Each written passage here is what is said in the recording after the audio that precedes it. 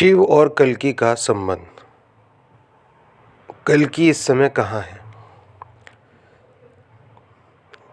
जानते हैं। शिव कोई एक ही व्यक्ति नहीं है। शिव एक आध्यात्मिक स्थान का नाम है।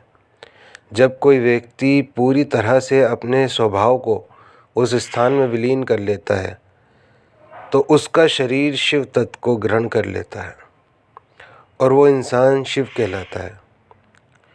जिन्हें हम शिव कहते हैं या शंकर कहते हैं, वो पहले इंसान हैं जिन्होंने शिव तत्व को पूरी तरह से ग्रहण किया और आखिरी व्यक्ति होंगे कल्कि। और कल्कि इस स्थान में वर्ष 2020 से के छठे या सातवें महीने या आठवें इनमें से किसी एक महीने में प्रवेश कर चुके हैं। यानी कल्कि जो हैं वो शिव स्थान में 2020 के छठे सातवें या आठवें किसी एक महीने में, सही से ध्यान नहीं है, किसी एक महीने में उन्होंने इस स्थान में प्रवेश किया था। अभी वो ध्यान अवस्था में मगन है, परंतु उनकी जो ध्यान अवस्था में मग्न होने के कारण जो है वो अभी विश्व की तरफ या संसार की तरफ उनका ध्यान नहीं हुआ है। उनका ध्यान कब लोगों की तरफ, या ये कहेंगे कि उनकी जो है वो सामने कब आएंगे, कल्कि सामने कब आएंगे, ये जब होगा जब मासूम और सीधे साधे जो कि गाय जैसे लोग होते हैं बहुत परेशान कर दिए जाएंगे। ये घटना उनके ध्यान को भंग कर देगी।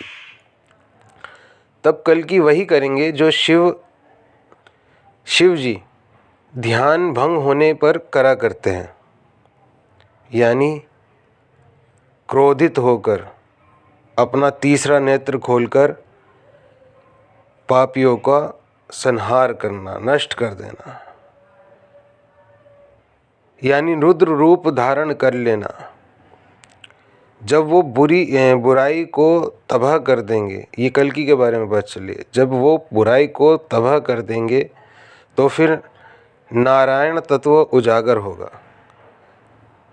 नारायण तत्व कल्कि विश्व का संचालन करेंगे। नारायण तत्व वो तत्व है जो संचालन के लिए प्रयोग किया जाता है।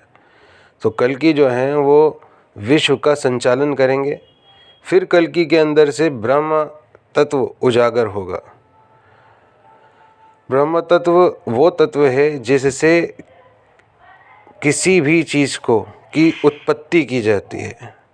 पहले कल्कि संहार करेंगे, पूरे संसार के अंदर जो बुराई है उसका संहार करेंगे और रुद्र रूप के साथ फिर नारायण तत्व उजागर होगा कि वो उसको दोबारा से संचालन के लिए तैयार करेंगे। संचालन करने के साथ साथ जब वो जो नष्ट हो चुकी हैं चीज़ें उनकी दोबारा उत्पत्ति करेंगे, निर्माण करेंगे। तो ये ब्रह्म जो है तत्व उजागर होगा उनका। इस तरह से जाकर कल्कि सत्य युग की स्थापना करेंगे।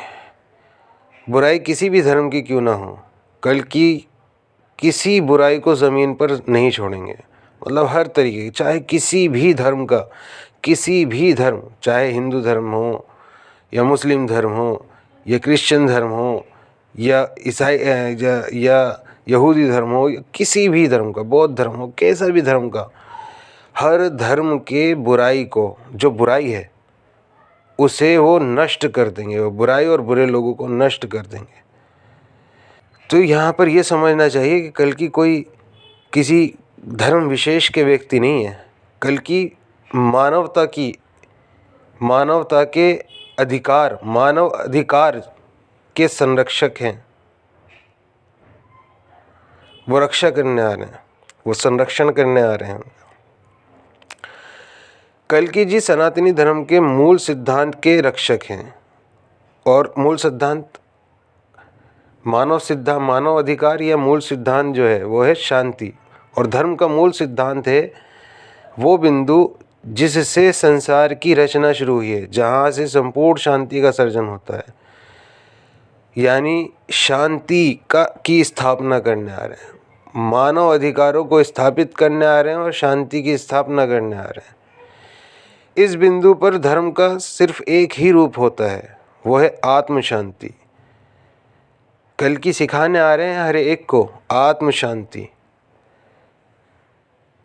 हिंदू धर्म में इस मूल बिंदु को ओम के नाम से जाना जाता है और इस्लाम में इस मूल बिंदु को तौहीद यानी कुन फयाकुन का बिंदु के नाम से जाना जाता है।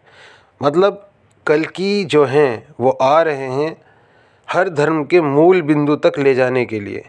जो इसमें अड़चन पैदा करेगा, जो इसमें उलझने पैदा करेगा, कल्कि उसका संहार कर देंगे, उसे रोकेंगे, उसको छोड़ेंगे नहीं बिल्कुल भी। सभी धर्मों का एक ही उद्देश्य है, आत्म शांति। जब आप खुद शांत होंगे तभी आपका समाज भी शांत होगा और समृद्ध रह पाएगा।